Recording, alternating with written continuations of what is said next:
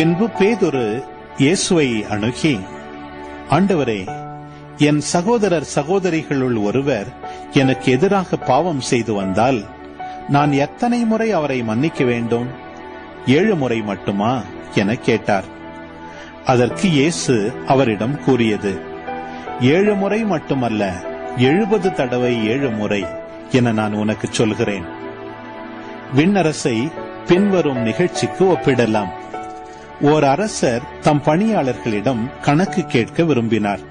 அவர் கணக்கு பார்க்க தொடங்கிய பொழுது அவரிடம் 10,000 தாலந்து கடன்பட்ட ஒருவனை கொண்டு வந்தனர். அவன் பணத்தை திருப்பிக் கொடுக்க இயலாத நிலையில் இருந்தான். தலைவரோ அவனையும் அவன் மனைவி மக்களோடு அவனுக்குரிய உடைமைகள் யாவற்றையும் விற்று பணத்தை திருப்பி அடைக்க ஆணையிட்டார். உடனே அப்பணியாள் அவர் காலில் விழுந்து பணிந்து, என்னை பொறுத்தருள்க, எல்லாவற்றையும் உமக்கு திருப்பி தந்து விடுகிறேன் என்றான். அப்பணியாளின் தலைவர் பரிவு கொண்டு அவனை விடுவித்து அவனது கடன் முழுவதையும் தள்ளுபடி செய்தார். ஆனால் அப்பணியாள் வெளியே சென்றதும் தன்னிடம் 100 தெனாரியம் கடன்பட்டிருந்த உடன் பணியாளர் ஒருவரை கண்டு, நீ பட்ட கடனை திருப்பித்தா என கூறி அவரை பிடித்து கழுத்தை நெரித்தான்.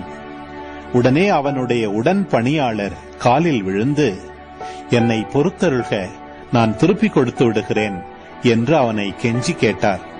ஆனால் அவன் அதற்கு இசையாது கடனை திருப்பி அடைக்கும் வரை அவரை சிறையில் அடைத்தான்.